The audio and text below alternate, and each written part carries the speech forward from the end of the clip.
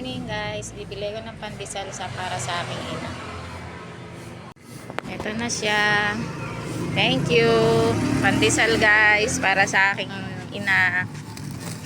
Ito na guys, ang aking ina. Good morning ina. Tinimplahan ko na po siya ng kape. Ito, hawakan may pandesal oh. Yan po.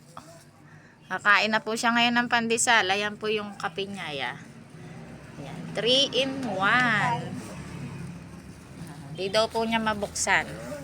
Ayun. Yan po. Kakain na siya ng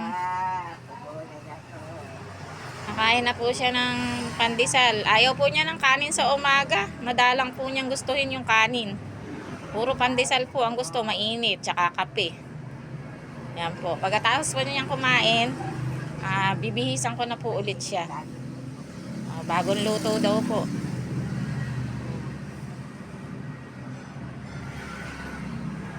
Mainit pa yung kape mo ha. Bagong kulo yan. Salamat po and good morning.